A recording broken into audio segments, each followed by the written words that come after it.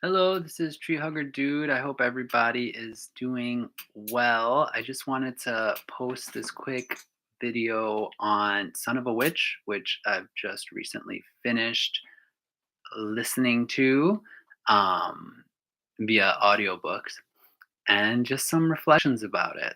So, I had initially read the book when I was maybe like 15 or 16, and I think a lot of it went over my head. Now, much later in life, at 35, I'm re-experiencing it, and it's as if it's a completely different book.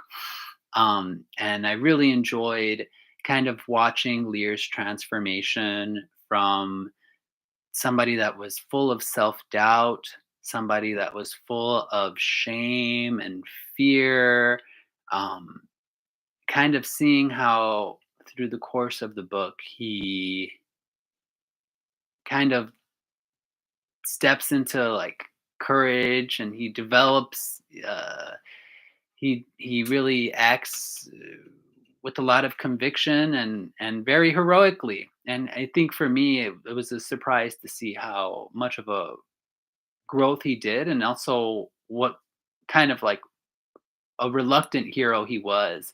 um I mean, I thought it was really great seeing him go to the conference of birds and kind of uh, agreed to be like an ambassador for them, even if he was reluctant to do it in the beginning.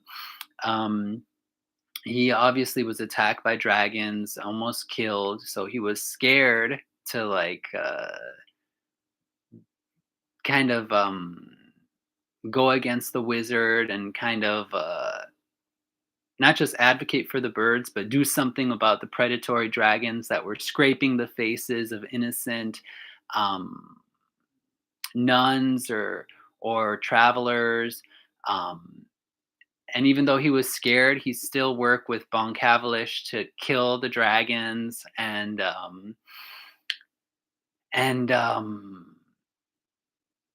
looking for Nor, and just kind of over the years working towards that. Um, I thought, yeah, he's very admirable. I was really taken aback by like his heroism and his bravery. And I also liked how he was a flawed character.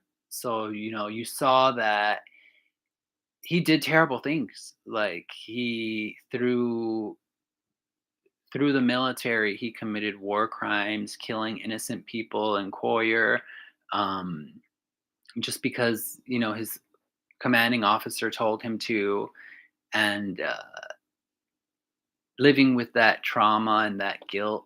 It felt so it really humanized him, and it made him such a flawed human person. Also, his pettiness, like when there was that soldier who was boasting about how he was so close with his family, how they were so proud of him. um it showed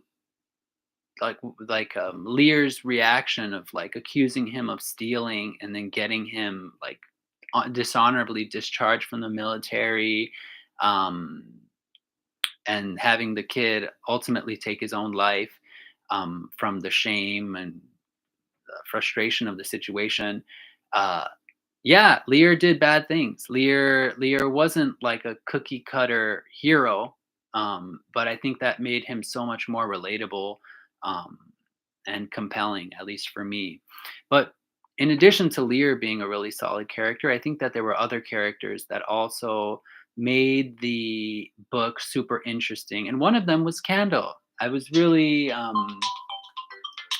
really surprised by how, um, when I first read the book, that character didn't really like kind of register with me, or I didn't really engage with that character as much. But the second time I read it, I was really kind of taken with that character. Um, just kind of how she was heroic as well, in a more quiet sort of way. But the way that she um, kind of encourage Lear to do the right thing and to in addition to saving Lear with her musical instrument, um, also kind of being very capable, being very intelligent, but not being able to communicate with the monks in the monastery. It really made me think of like immigrant women in the United States and how so many times they're underestimated or they're not appreciated due to prejudice, due to people thinking that they just because they don't speak the language, they don't have any skills or anything to offer. And I think that that kind of image came to mind as an adult, kind of hearing and reading Candle's story. Um, and Yeah, I mean, clearly she was capable. She was able to save Lear when the sister doctor and sister apothecary were like struggling um, to save him. And she was able to do it. And she was able to understand every instruction that the superior Mont gave her. Um, and and it made me really appreciate rural working class women and like how they can be so fearless and that they can do such good in the community and often without any recognition or any kind of fanfare. um yeah, so I was really impressed with her. I was also really impressed with the Mons. I think that it was nice to see Candle, um, the Mons, as well as Lear himself and Glinda. It was nice to see that even in this corrupt, dangerous world where there's so much injustice and there's the oppression of animals and there's, the the colonization of different parts of Oz, um, like the sowing of intertribal conflict between the Unamata and the Arjiki clans, which were just about to unite in peace after Elphaba's work with the scroll as well. Um, it was nice to see how um, yeah, the Monts are there, they're there helping the poor. They're taking care of the sick. They're helping protect travelers by giving them uh, an escort at a price to help them travel safely. So it made me think that's amazing, like all the religious left, for lack of a better word, all those kind of uh,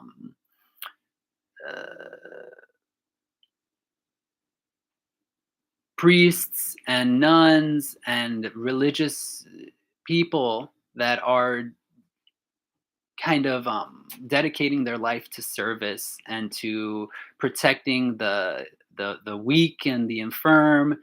Um, it was really touching, and to think that yeah, Lear had this battle over the course of 10 years, where he was trying to find his sister and trying to kind of atone for the war crimes that he committed. Um, he had this relatively short trajectory of trying to right wrongs and help make the world a better place. But at least with the Superior Mont and the Monastery of Saint Galinda, like they had been doing this work for decades and decades and decades. It's just really touching how they, without making a big fuss, were resisting and helping people like Lear, giving them shelter and protecting them. Um, and Yeah, it was really nice to see that representation of the religious left, of the people that are doing what they think is right. I think we often see the religious right. We see religion manifested in a way that is often oppressive, that's often um, dehumanizing, especially to different communities like the LGBT community or like the immigrant community. Um, I think we often see religion kind of politically weaponized in that way, but it was nice to see here the representation of religion weaponized in a way that's humanist, in a way that's focused on promoting social equality and righting the wrongs in society, and very anti-ageist, I think, to show these heroic monks like, I mean, when Sister Doctor and Sister Apothecary, like, went out with those dragons, like, flying around, killing all these innocent Mons, we later learned that they targeted younger Mons, so maybe they weren't, but they didn't know that. So, they went to negotiate with the Scroll and to kind of like try to learn what was happening, like who was killing these innocent young Mons. And it's just like heroic, no question, like the bravery that they had to have to like take on that trip. And this like older women who live a life of like frugality, like you know, you wouldn't kind of like Candle, you wouldn't maybe expect these older monks to be heroic, but they totally were heroic. And it was really nice to see that representation of like older religious women doing the right thing when the superior Mont like sheltered Liir from like Commander Cherrystone, and like was like telling the Monts like to basically lies and not tell them that he was there. And then when she faced Commander Cherrystone and like told him that she refused to like recognize his authority, it's just, yeah, it was really nice to see that representation. That unexpected heroism and that quiet, steadfast heroism over decades and decades and decades of resistance and public service. So that was nice. Um, and hmm, yeah, I really enjoyed the book. It was kind of unexpected, but I was really pleased with kind of the journey that it took me to, and in the end, to see Lear kind of recognize that he is the son of Elphaba, with his child being born green, and with him signing the letter when he kills the dragons and he destroys the basilica. Um, for him to sign the letter saying Lear, son of Elphaba, it's like, you know, his character was able to like not just grow and become more comfortable with himself, um, and find peace after like the harm that he had committed, but he was also able to kind of process like his relationship with Elphaba, who was kind of maybe a neglectful parent, but a parent, I think. And um and um yeah, it was a wonderful journey. I really, really enjoyed it. And yeah, these are just some thoughts, some half-baked thoughts that I wanted to share about it. But definitely let me know what you think in regards to the character Candle, in regards to the representation of the monks from the Monastery of Saint Galinda, um, or any other characters that definitely stood out to you. But yeah, that's my reaction. So thanks so much for watching. Have a good one.